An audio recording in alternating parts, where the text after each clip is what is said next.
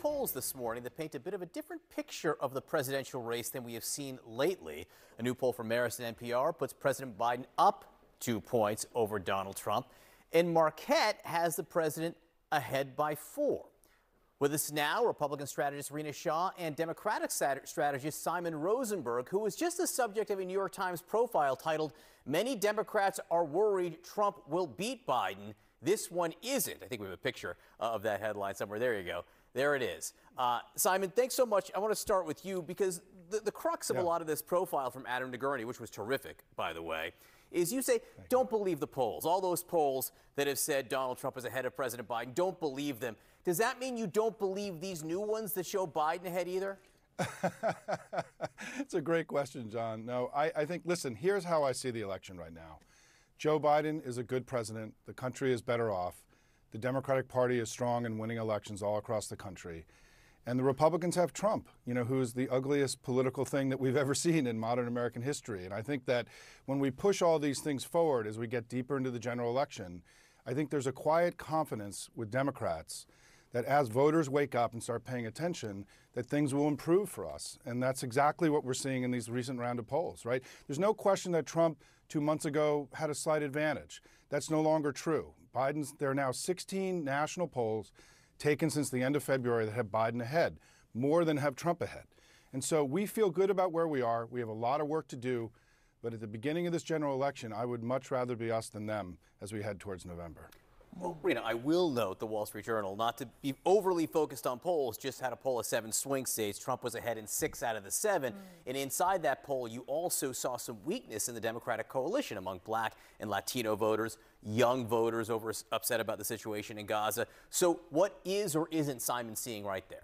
Well, I would say the polls that I'm seeing are right where they ought to be right now, because let's not forget Republicans are going in as the underdogs here. So that slight advantage we see in certain places is not unnatural to me, but it's why, right? And what we're seeing with the trend lines changing, certainly with younger Black men or of middle age also tipping to be a little bit more conservative, right-leaning.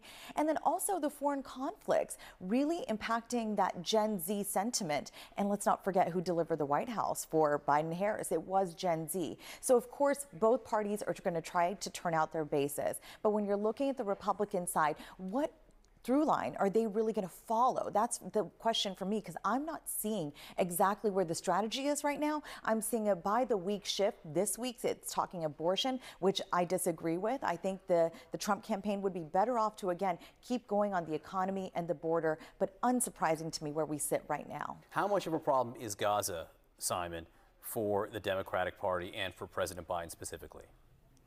So far, there's not a lot of data showing that there's been a big backlash. I know people talk about this, but there isn't really a lot of data. The party's very unified behind Biden. I mean, just look in the last week. We've seen Obama and Clinton and Bernie Sanders rallying behind their president. We just saw No Labels crash. Dean Phillips and Robert Kennedy tried to challenge Biden in the primary and failed.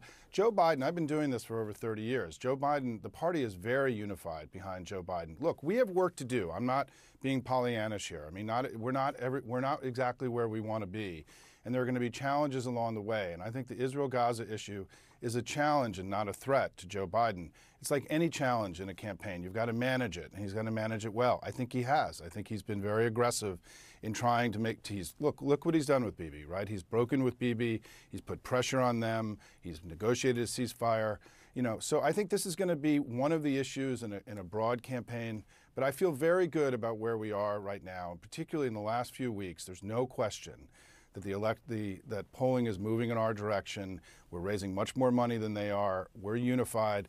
On the Republican side, what we're seeing is an unprecedented dumpster fire. And so I'm comfortable about where we are in this election right now. So Simon just brought up RFK Jr., Robert Kennedy Jr. His campaign had a fundraising email out yesterday that they then had to retract. This is what it initially said: "Please help our campaign call out to the illiberal actions of our very own government. This is the reality that every American citizen faces, from Edward Snowden to Julian Assange to the January 6 activists sitting in Washington, D.C. jail cell, stripped of their constitutional liberties." So they were saying January 6 activists, not rioters, not insurrectionists, who are being stripped of their liberties. The campaign then retracted this email. They said the statement was an error. It doesn't reflect Kennedy's views. It was a new marketing contractor. It slipped through the normal approval process. Anybody who violated the law on January 6th should be subject to appropriate criminal and/or civil penalties. Mistake or not, what does this tell you about where RFK is running? Oh, well, it tells me the Kennedy-Shanahan ticket has not yet figured out what kind of candidacy they want to be today. Are they going to try to appeal to Trump's voters or Biden's voters? And it seems that also shifts by the day, because they're seeing what most political strategists see, is that the political winds can change at any moment because of the complications largely on Trump's side. I don't disagree that the Democrats are looking pretty unified. There are some pretty deep fractures within the Republican Party that are not entirely visible, but have made their way out to the surface, seen through these primaries, of course, with Nikki Haley's emergence and making it as far as she did. Now, those numbers, look, they should trouble Republicans on the Trump team. But what the Republicans know right now is that the money is the problem. Where are they going to redirect it to play in expensive states like Florida, where we just saw the Florida Supreme Court do something so unusual with abortion and really hand it to Republicans for their unusual actions? But are they going to fight RFK Jr. too, who again, we can just guess who's he going to be today? That's a challenge here, John. Look, there's some big fundraisers coming up the Trump campaign does, so we'll see how much they bring in. Rena, great to see you. Simon, great to see you in person after reading that terrific profile. Thank you so much for being with us.